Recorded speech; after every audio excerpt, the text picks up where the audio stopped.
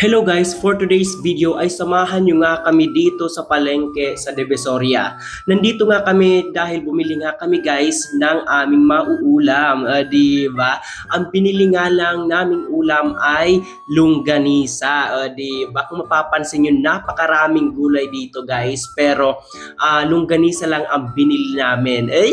Tipid, di ba? Charis. So makikita nyo nga dito guys ay linis na nga dito sa Divisoria.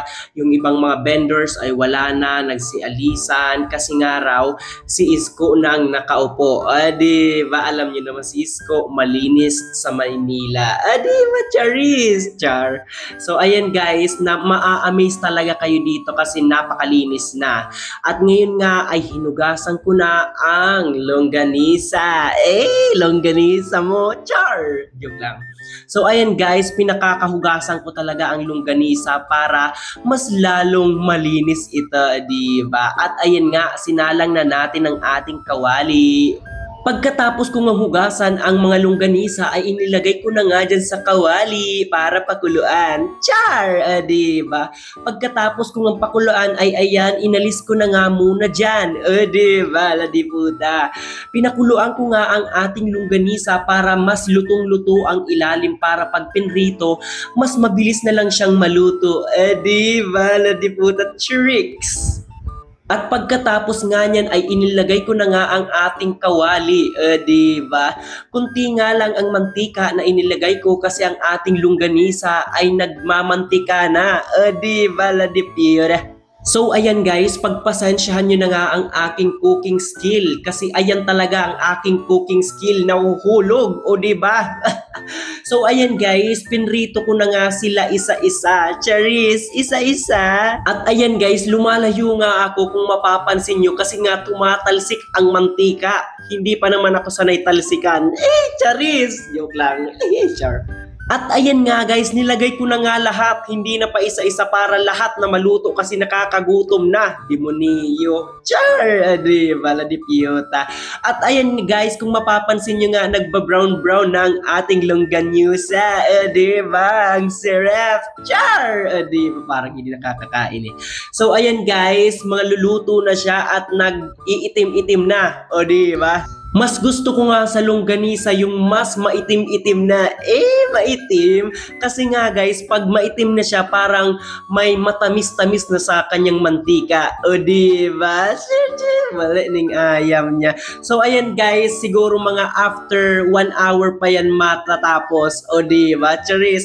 At ayan nga guys, luto na nga ang ating longganisa. Diba? Tingnan nyo ang cooker. Very professional. Charis! So ayan nga guys, minadali ko na nga ang pagluto ng ating longganisa kasi yung mga kasama ko gutom na daw. O diba? Ako ang kanilang cooker kasi I am the very best cooker. Char! So ayan nga guys, tingnan nyo naman, napakasarap at delicioso. O diba? La charis! O diba? So ayan guys, this is very amazing. Talaga ba? At pagkatapos ko nga guys magprito at ayan nga, naghugas na nga ako para hindi ako pagalitan ng ating kataas-taasan. Charis! Sino kaya? Char, wala lang. So ayan guys, hinugasan ko na nga ang ating kawali, o diba? Alangan naman hindi natin yan hugasan, mapapagalitan tayo. At ayan nga guys, after 1 hour ang ating kawali ay matigas na ang pinagprituhan. Anong yun? Charis, diba? Maitim-itim na siya guys due to heavy rain. Heavy rain? Joke lang. So ayan guys, minadali ko na nga ang ating paghuhugas, diba? So ayan guys, napakahirap ng hugasan kasi nga umitim na nga talaga ang aking pinagprituhan. So pagkatapos ko nga maghugas, ayan, nagmap na nga ako at yan, kumain na nga kami. O diba, for the first time, Char, for the first time, ayan na nga, gutom na nga ako. O diba? At ayan, tinatamo pa ako. Tinatamo? Charis! Ano ba sa Tagalog yun? Bicol kasi to Char. So ayan guys, kumain na nga kami ng aking mga kasamahan at ang ulam nga namin ay yung prinito ko, of course. Kasi that is a very, very delicious char.